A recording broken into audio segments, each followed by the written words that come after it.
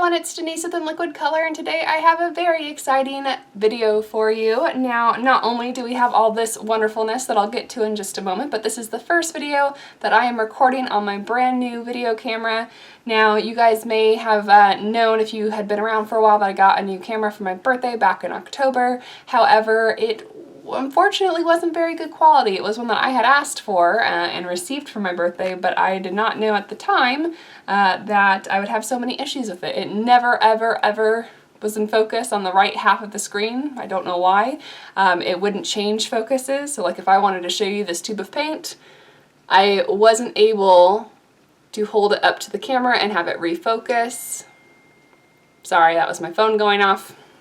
But this camera seems already miles better than the other one was, and also the colors seem more accurate. For instance, this is the real color of my desk. It's normally kind of an orangish weird color, and even sometimes like the markings on it are green in the videos, and that is not the color it actually is. So hopefully that's a good sign. You're actually going to be seeing this video next week, so you'll probably see one other video before this one that is recorded with the new footage, so I'll mention it again there. Apologize if it's a duplicate. It's also been a great mail day because in addition to the camera that I got, I also received these wonderful Schmincke paints in the mail. I am so excited to try these out. I have the Schmincke pan set of 12. Let me open this up here. So this is the set of 12, and then these are a couple handmade watercolors, so you don't need to bother looking at those. And then I have some empty palette wells here. But I had done a review on these. It's a two-part review, so there is a segment on the pigments. I'll link that up in this corner over here so you can see that. And then there's also a part 2 where I'm actually using them in application by painting a guanaco, which is kind of like a llama. So there's the whole review if you'd like to see that. This one specifically is that they have released 35 new colors, which is really exciting, and I want to thank Allison once again. She's one of my viewers who, if you didn't see my vlog video, she sent me these wonderful tubes all the way from Ireland of Rembrandt, Van Gogh, and Sennelier paints. So thank you again, Allison, for these paints, as well as for giving me a tip that Schmincke had come out with their new line of colors for 2017. I was able to write them, and they were wonderful. They replied right away and said that they would send me a dot cart, which is what this is. Let me unwrap this for you. So this is the dot cart that has all 35 of the new colors on it, and then she also said she was going to send a couple of tubes. I think this is more than a couple, maybe it's a language thing, but I'm thrilled nonetheless that these are all from their new line of paints, and there are 11 5 milliliter tubes and one 15 milliliter tube. So we're going to go ahead and take a look at our swatch card today so that you guys can see their new colors. So in my first review of these paints, again, I'll put a link up here for you so that you can go ahead and check those out. I went through these really in depth. It was the first video I think that I did with my color swatch cards comparing all of the different colors together, and mainly in that video, we talked about the fact this is a German company. They have highly renowned paints. It's considered one of the top paint lines of watercolors in the world. And we saw that these colors are very soft and beautiful and that they glaze really well. They're not as bright and intense typically as some other color brands like Daniel Smith or Mission Gold, but they do have a beautiful subtlety that's really wonderful for botanical painters, floral artists, things like that. So these 35 colors bring Schmincke's total up to 139 different colors, and 112 of those have the highest possible light fastness, which is really cool, and they rate that as 4 to 5 stars, so that upper bracket there. Now the recipe is the same for their pans as it is for their tubes, and they offer all 139 colors both in full pans and half pans, as well as 5 milliliter tubes and 15 milliliter tubes. So you have a lot of options for Schmincke when you're buying your colors, whether you want them in the pan form or the tube form. Alright, so let's go ahead and just jump right in since I already have the full review and another video of the line itself with their first 12 colors. I want us to go ahead and take a look at these beautiful new colors, and I am so excited to check them out here. I'm going to go ahead and change the focus on my camera so you can see them a bit better, and we'll get started. Alright, I took a really quick break between the last segment and this segment, and I wasn't able to quickly find the pigment information for these paints. Now for the ones that I have in tubes that they sent me, they do have the pigment information on these ones. This is PR202, and it's quinacridone magenta, which is going to be on our chart right here. So I could go ahead and line up the ones that I have, but I think today we're just going to take a break from the pigment information talk and just look at some beautiful swatches of paint. So let's go ahead and do that. This is called, I think I would say Rutile Yellow, R-U-T-I-L-E, and it looks kind of like a Naples yellow from the little dot card here, but let's go ahead and see what it looks like pulled out. This reactivated so easily. I'm using my Silver Black Velvet size 6, which is a pretty soft imitation squirrel brush. Barely any pressure, it lifted right up gorgeously. And this dot chart is on like a really lightweight watercolor paper, but it is watercolor paper.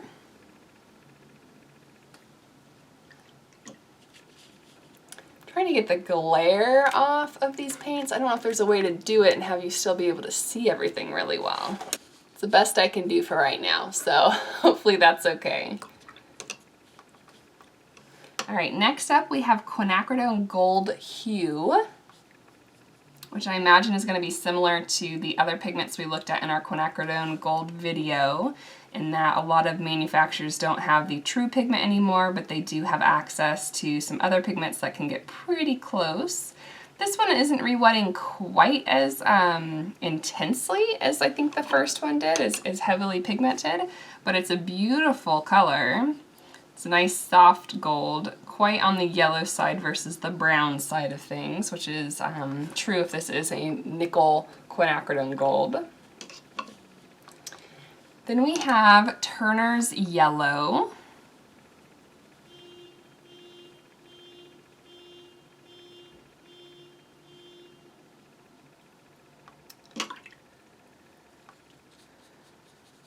And this is a really pretty color. Now, okay, I said I would enjoy the colors, but I am so curious on what pigments these all are made from. This is a gorgeous, warm, soft yellow.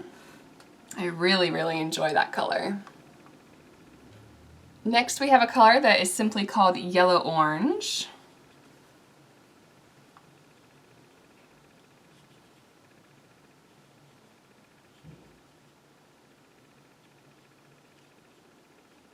And this looks similar to like a Hansa Yellow Deep or a New Gamboge color.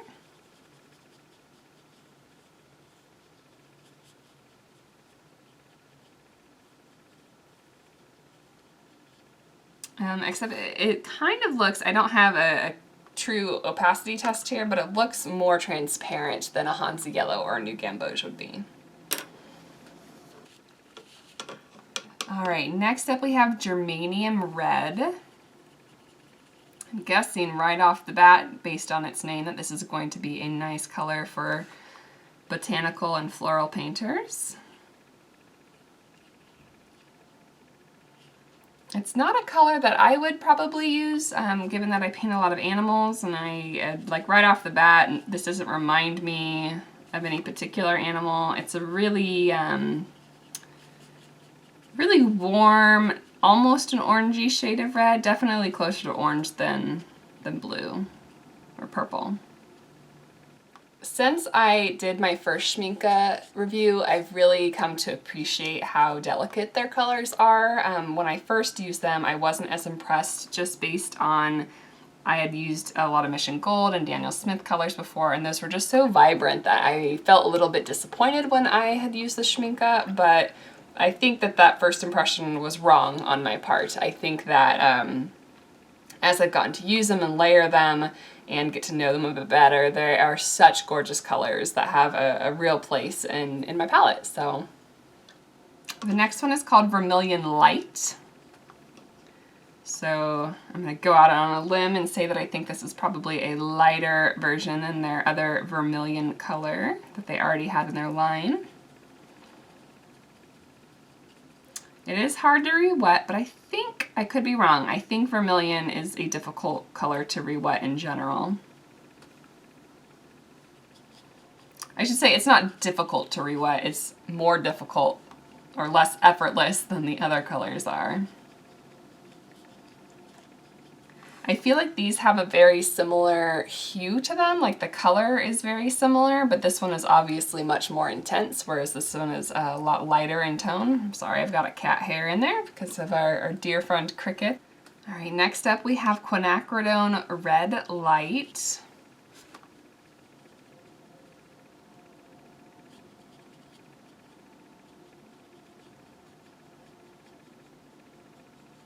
This is very similar to the Vermilion Light in that it doesn't really want to jump off of the little paint swatch here, but with a little bit of coaxing, it'll come off just fine.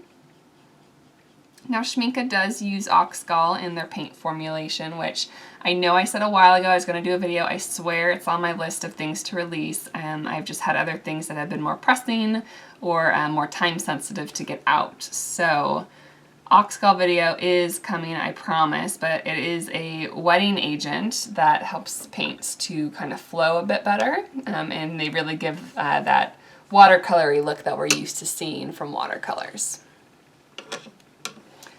I think that this color in terms of intensity is between the two that we just saw, but this one is a little bit cooler in color. Next up we have Perylene Dark Red. I use Perylene Green on my regular palette, but which actually is a new color that we're going to take a look at later from Schmincke. They have it new to their line, but I haven't used any of the other Perylene colors. I really want to try Perylene Maroon, which I think also might be on here. Is it? Oh, they have a Perylene Violet, but I don't think the Perylene Maroon is on here. But anyway, they're just really gorgeous, deep, vibrant colors, and this red is absolutely stunning. I know this is just first impressions, but I like this better than some of the reds that I use on a regular basis.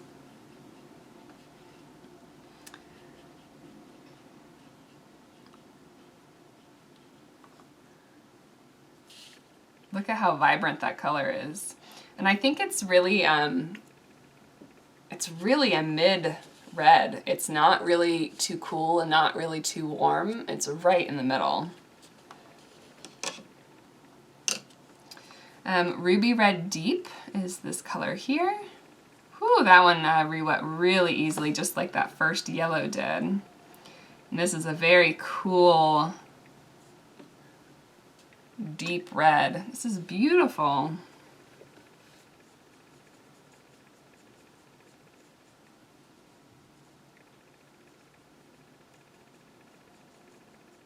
As you guys know, I received these colors because I did ask for them for review, but Schmincke did not contact me for these, and even though they provided the paints themselves, I'm not getting paid for this.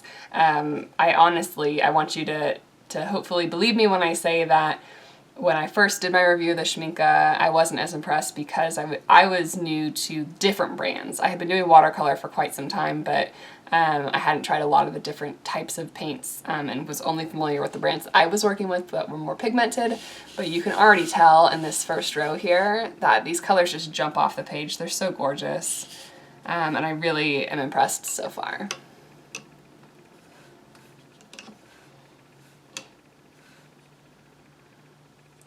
This color is Transparent Red Deep.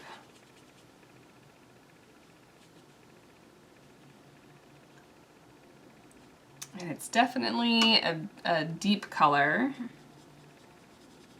And it seems very transparent. So good job on the name there. This is a cooler red, but not quite as cool as our Ruby Red over here. Not quite as cool as a Carmine or an Alizarin Crimson. I think it definitely could join this Perylene Dark Red over here as a very neutral red with a slight inkling towards the cool side.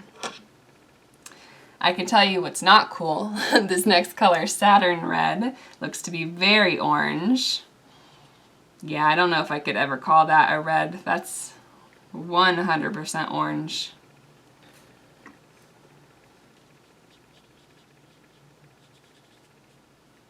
I mean, it does kind of look like the colors you might see on Saturn, but red not so much.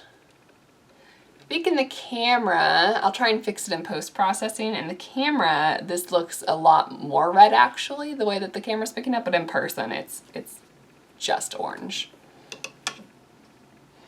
Next up we have Bordeaux. This is a color that, I don't know again if it's the same pigment. I know that Daniel Smith makes a Bordeaux. I think Daniel Smith's version is much more violet.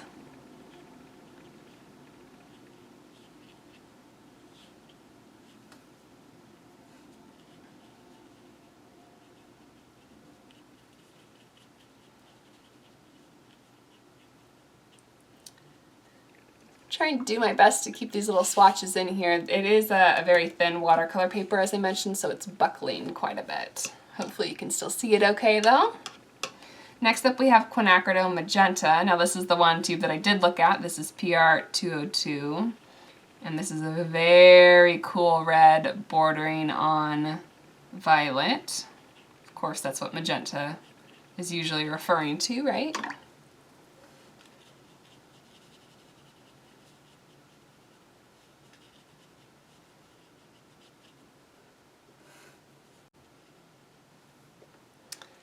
Now we have Potter's Pink, which I actually heard, maybe I can get the word out to Lindsay, the Frugal Crafter. She was asking about Potter's Pink the other day in one of the videos I saw. Daniel Smith makes a version, and now it looks like Schmincke does as well.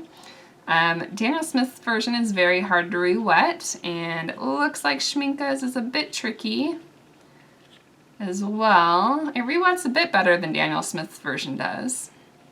And I actually think it's a more consistent color, at least in its re-wetted form here. Daniel Smith's, I think, is okay out of the tube, but not as great when you re-wet it. It's a very interesting pink, kind of the color that you might see like on a dog's nose, or a cat's nose maybe.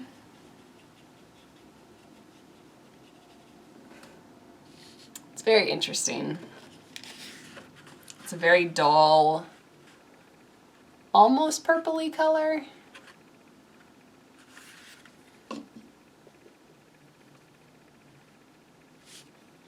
All right, now we've got Perylene Violet.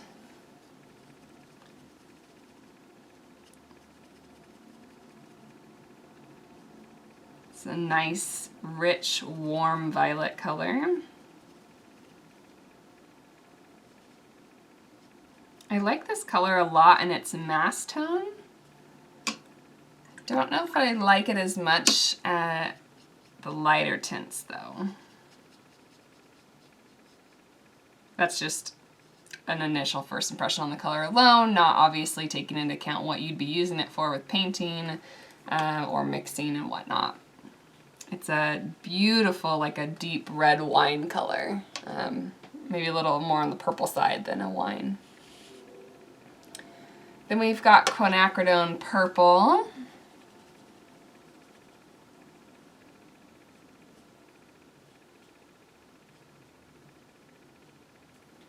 It's a very, very vivid color. I'm wondering what the light fastness is like on this particular pigment.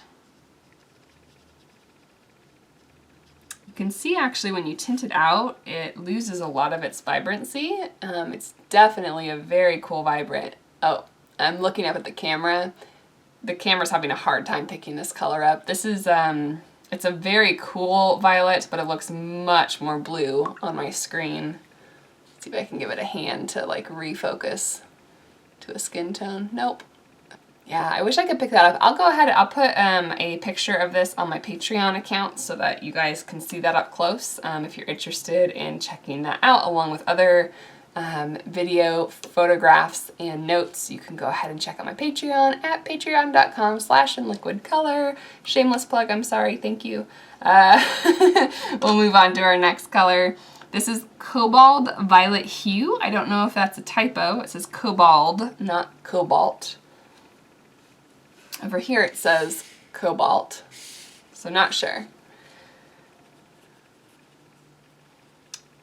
This is a bit harder to re-wet, just like some of our other colors that we've seen so far.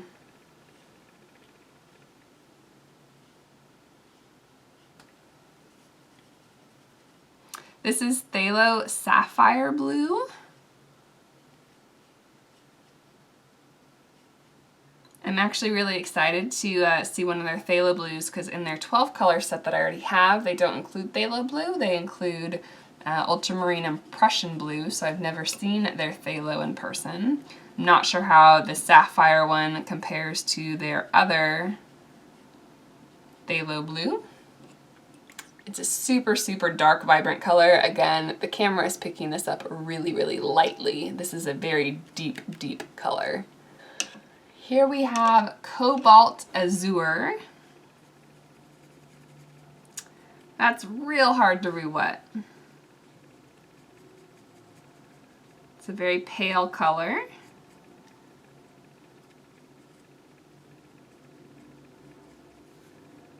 This one is actually showing up properly on my screen, it looks like. I'm a little crazy outside my lines there. This would be a really nice color for skies. It's like a perfect soft natural sky blue, not like a baby blue sky blue. It's really pretty. Then we've got French Ultramarine. The ultramarine that's in their tin here is called Ultramarine Finest. So this is a French ultramarine. French ultramarine is usually a tiny bit warmer than an ultramarine. Oh, this is actually interestingly hard to re-wet. I'm kind of surprised.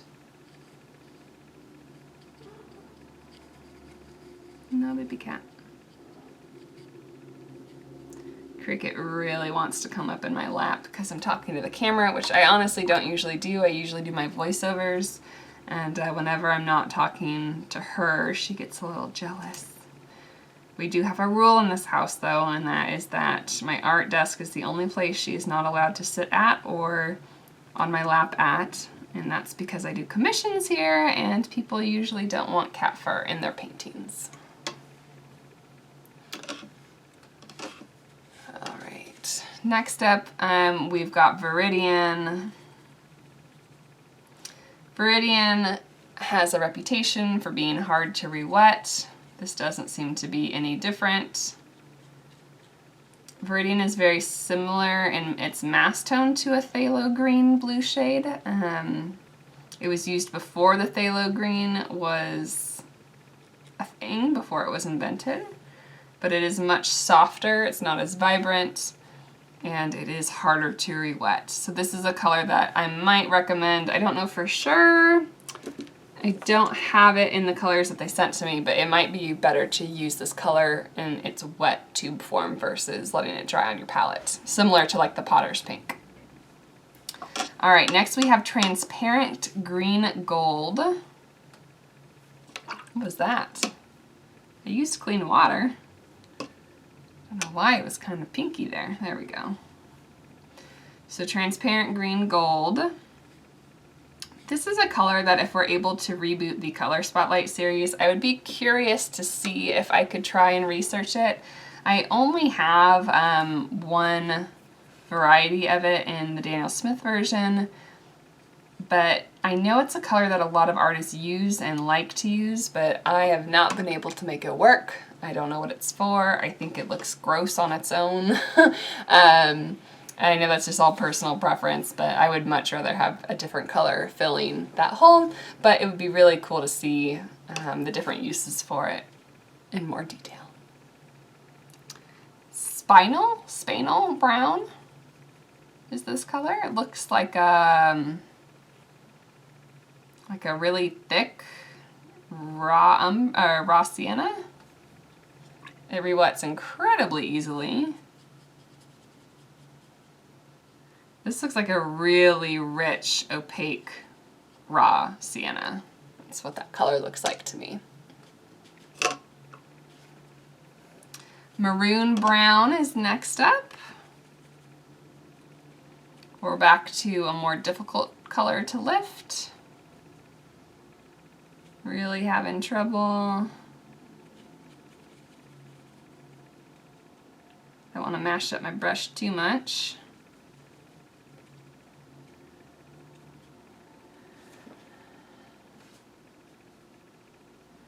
I'm not sure, again, maybe it's different straight out of the tube. This doesn't look maroon at all to me. I'm not really sure why they would call it that. Let me see, do I have it? No, I don't have it in the tube form, so I can't look to see what it's made up out of.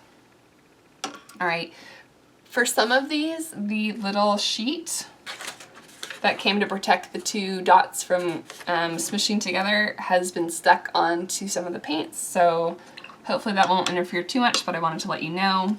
And we've got transparent sienna now. Ooh, that's an interesting color. It's very orange. I would call this closer to a sienna than this one, but it's almost like a quinacridone burnt orange, which, if you guys watch my videos, you know how much I love that color. This is stunning. I'm excited, guys. They included a tube of this, so I get to try it out some more. Oh, I should look right away. Oh, this is PR 101, guys. So this is the same pigment that they make. Actually, that makes a lot of sense now that I'm looking at it. This is the alternative pigment to PBR 7 that they make burnt sienna out of. So like in the Winsor and Newton sets, they have a really weak version of this pigment. I infinitely prefer the Schmincke version to it, but it's a deep, transparent version of that color. So interesting to note. I'm sorry, I know I said I wouldn't do it. I wouldn't go into pigment information. I'll try not to, but I just get so curious. I want to know about it. The longer this sits with the water on it, it's easier to kind of move around a bit more. All right, we've got transparent ochre. It's an interesting color. It's, again, I don't think it would be one that I would keep on my palette. It's a little too green for my liking. I don't like yellow green. It's just not one of my top color choices. I'd rather use warmer colors. It is very transparent though.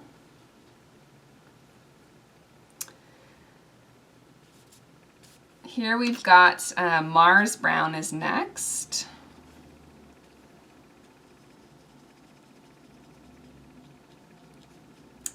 This is a rather opaque looking, like a milky, it looks like milk chocolate. That's exactly what it looks like actually.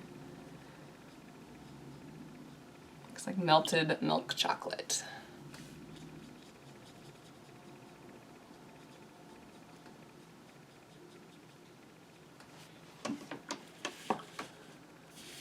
All right, we've got our last little row here. We have green umber. Based on what I just said about not liking reddish yellows, I don't know if I'm gonna like this color, but completely personal preference. This actually looks more like a greenish gray, greenish yellowish gray.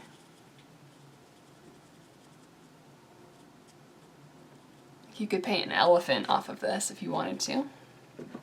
This out of the way here. There we go.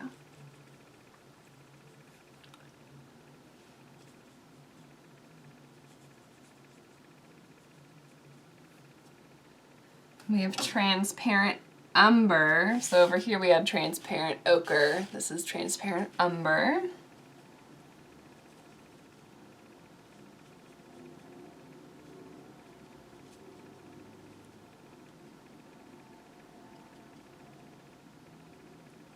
Takes a little bit of work to re-wet it, but I really like this color. One of my biggest problems with the 12 color set is that it didn't really come with a brown. It had a sepia, which was almost black, and it had a Venetian red, which is very, very, very red. And as much as I love warm colors, it doesn't really stand in place. I'm trying to get this little piece of paper off here. it doesn't stand in place of a brown that I would need to use for painting animals. This is a beautiful transparent brown, and the more that I work it with my brush, the more vibrant it gets. I really like that color. Next up we have Mahogany Brown. This is like an Indian red. More transparent though. Kind of a milky consistency, but I can tell that it wouldn't be anywhere near as opaque as an Indian or English red or something like that. It's a little more on the brown side, a little less red than some of the other versions I've seen. Alright, Perylene Green. This is my favorite dark green to use in Daniel Smith's variety.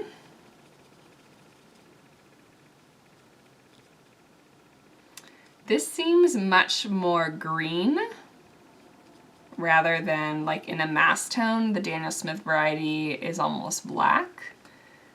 But I really like this color. It's a really nice deep forest green. I'm going to check the pigment right after I finish this swatch card to see if it's made from the same pigment as Daniel Smith's version. I have a little tube here, and it is PBK 31, so it is a black pigment, and Schmincke's has a lot more color to it. So if you wanted a more vibrant Perylene Green, I think theirs is brighter than, I actually have Daniel Smith's right here. Happen to be out and about, so you can see there Daniel Smith's is much closer to black than the Schmincke version. Alright, Graphite Gray. Graphite like a pencil.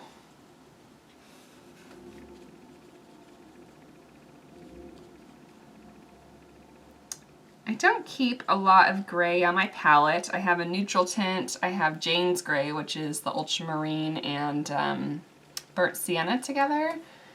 But this is a really beautiful, soft, like a dove gray, or I know I said that the green umber would work well for an elephant, but you know, maybe that color with this color. It's really neat.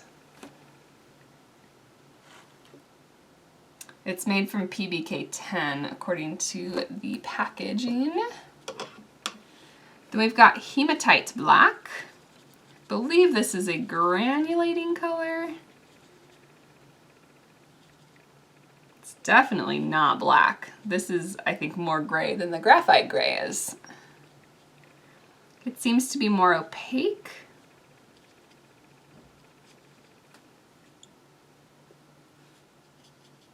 And it's more green, so I guess more yellow if you wanted to pick a primary to call it closer to. This feels much more neutral, the Graphite Gray, whereas this one is more yellow. We've got Mars Black.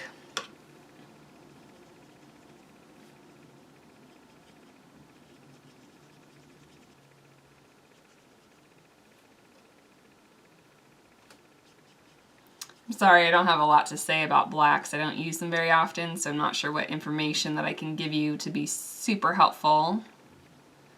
We are going to do a mixing blacks next month in the new mini-series.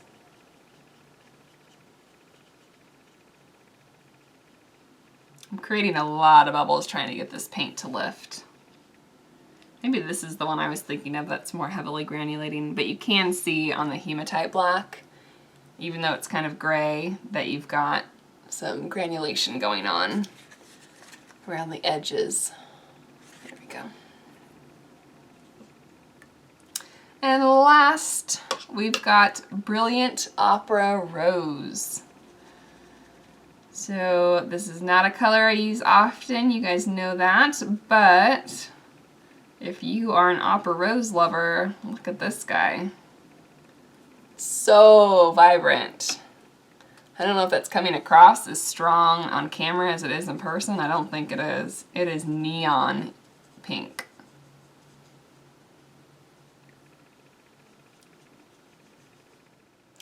Alright everyone, so that was a look at swatching out our Schmincke new 2017 colors. I think these are really gorgeous and I'm really excited to try them out. If I had to go and let you know my favorites just from taking a look here, I really like quinacridone gold, which shouldn't surprise anyone. I like the yellow orange. I'm surprised it doesn't have a fancier name, but I really like that color. This Perylene dark red, I think I would consider replacing my Pyrrole red with. It's really, really beautiful. And also the ruby red is pretty too. I don't use a lot of reds, so it's harder for me to judge them than, say, a botanical painter who uses them all the time. But I really like these two reds. This Perylene violet is gorgeous. I have no idea what I would use it for in an animal painting, but it's so beautiful. Oh, look guys, got that color too. So exciting. Then their phthalo blue is gorgeous. I'm not sure about the cobalt blue. I'll have to see what it looks like out of the tube. I was really excited when I saw that I got a little tube of it, but I thought it was going to be one of the more turquoisey cobalts. So this is definitely more on the blue side, which makes sense because Azura is in the name. Viridian would be interesting to see out of a tube. I don't have it in a tube, but it has a difficult time rewetting. I really like the color of this brown. It's awfully opaque, but it's gorgeous. That would be fun to try out some more as well. And I really like the transparent sienna, although it was hard to kind of reconstitute there.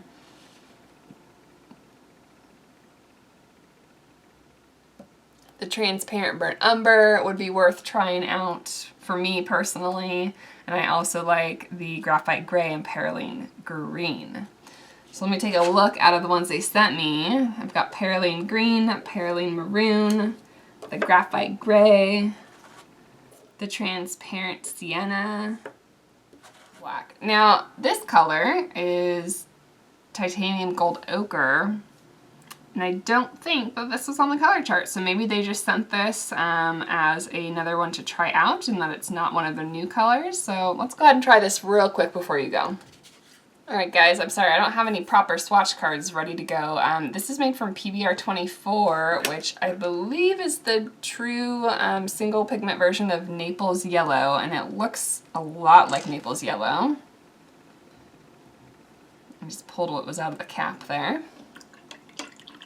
Let me zoom in for you.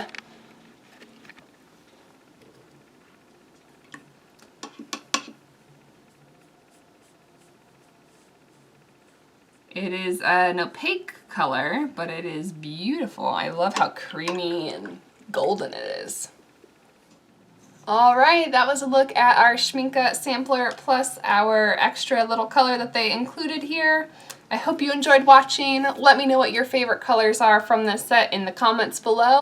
I'll put a link to where you can purchase Schmincke paints if you're interested in doing that, and I cannot wait to make a painting with these. So hopefully I'll be able to make another painting video soon to showcase these paintings more comprehensively, and thank you for watching. I'll see you next time.